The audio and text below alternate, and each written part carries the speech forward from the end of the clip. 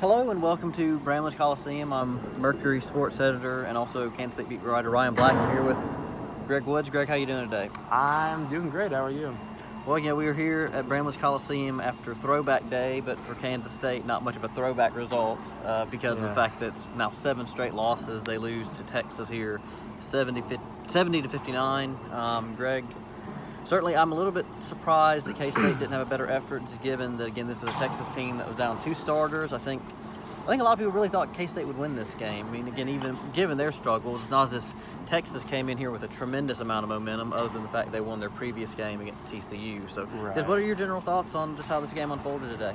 Well, they didn't get off to as slow a start as they have the last few games, but unfortunately for them, that didn't stop them from enduring the same result. But eventually, the start did turn out to be pretty slow. I think they got down 42-23 at halftime. I don't know where that ranks in terms of the worst halftime deficits. No, that was the worst one. The previous would have been, I guess they were down by 15 at KU in that game. Of course, no one really remembers much about it other than the very end of it, which had nothing to do with the score itself. But KU was the previous largest margin before today. Okay, well, in that case, I mean, obviously, the worst start in terms of a half then. And then I think what I'm writing about as far as the offense, I mean, they shoot 34% from the field, 3 of 14 on threes, and then somehow 16 of 29 on free throws, which might be the worst offender of all the shooting numbers. Which, so anyway, and I think what Bruce Weber mentioned and Snead did too was that a lot of the shots they missed were not that difficult of shots. I think Nicole Mayween missed a few gimmies. Snead goes 3 of 12, Mayween goes 6 of 13. So I think a lot of those misses haunt them even more because they only lost by 11. I wouldn't have expected, like if you told me the game would be an 11-point game, at the end of the game I would have been surprised just given how sluggish they looked throughout the whole contest. So I think all in all pretty disappointing, but especially so because they missed a lot of shots they could have made, which would have made this perhaps more interesting. Well, Greg, another little tidbit on that 19-point halftime deficit. I guess according to D. Scott Fritch, and he works for the GoPowerCat.com, which is 24/7 sports affiliate here. That was the largest halftime deficit here at Bramlage for K-State since 2002 against KU. Was that the same year that they lost 7 in a row? Or was that no, that was years before. But I believe if the numbers are right here, that's the same KU team that ended up going to the Final Four and losing. This was 2002, the year that Maryland won and beat Indiana in the title game. That was also, trying to think if that was the same year that Dwayne Wade had a triple-double for Marquette when they beat Kentucky. We're getting way off track here. How can you were like 25? Well, this was the KU team that would have had like Kirk Heinrich, Nick Collison, Drew Gooden, guys like that. So that was a pretty good KU team, assuming that's the same one that we're referring to. But man, Greg, let me ask you this.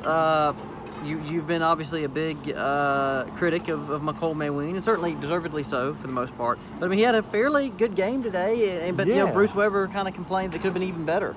Yeah, that's what I was talking about earlier. Is that he missed a lot of those gimmies. That when you consider that it was an 11-point game, some of those could have made a big difference.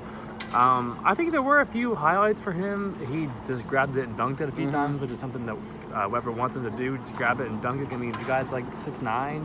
So it's not like he's undersized by any means. Well, and I think that's something that both him and Levi Stockard, I think not just the coaching side, but most people are like, when you're so big, why do they always seem to go back up just very, quote-unquote, soft, in terms of like, try to dunk it. I mean, that's why you're so tall, try to take advantage of that. And I guess, that would kind of be an unfortunate thing for K-State is if he finally starts doing that when kind of it's too little too late, barring, again, the only chance they have of doing anything now is if they somehow make a miracle run through the Big 12 tournament, which no one could foresee at this point. And again, as we're recording this, Oklahoma State is playing against Oklahoma. They're up the last time I saw. But if they were to win today, the Cowboys, that would then mean that they are 2 full games ahead of K-State for 9th place. So it's as if things couldn't be any tougher for K-State. Now being a full 2 games back, if Oklahoma State were to win, that's kind of would just add to the misery of what the season has been. Yeah. So Greg, I mean, now as if things couldn't get any tougher, now K-State's next 2 games at Baylor and then against KU here a week from today. Right. Pretty tough for a team that's on a 7-game losing streak. Looks very likely to be 9. Yeah. No, they picked the worst time to play those 2 teams. They enter on, like you said, a 7-game losing streak. I think 9 of their last 10. Yes. Were losses. Yeah, the last win was against Oklahoma. Correct. A few weeks ago. So But anyway, we say all that to say this is a terrible time for them to go into those 2 games. Obviously, KU eking out a win against Baylor today, so and then Baylor's 24-game win streak too. Yeah, no, you're right. I wonder if with the win, whether KU will come in here ranked number 1 next week. I think they have at least a shot. I imagine they would. I don't see why not. But so yeah, this is a bad time for them to go into those 2 games. But again, the one positive, Bruce Weber, because I'm sorry, Bruce Pearl's still on my mind from when I covered Auburn. It is what Bruce Weber mentions, that, hey, there's no pressure on them these next 2 games. I mean, all the pressure is going to be on Baylor and KU to get wins. And certainly the environment here next week will be pretty amazing. Just given, we talked about the way the last game ended with the brawl and things like that. But I guess, Greg, it's just at this point, the one maybe positive thing so many people have pointed to from this season is that maybe the play of the 3 true freshmen, and then one of them today, a starter, Montavious Murphy, didn't even play. And it's just so hard to kind of find any positive to talk about for this team. It's been just such a disappointing, difficult season for them. Yeah, no, not many positives to speak of.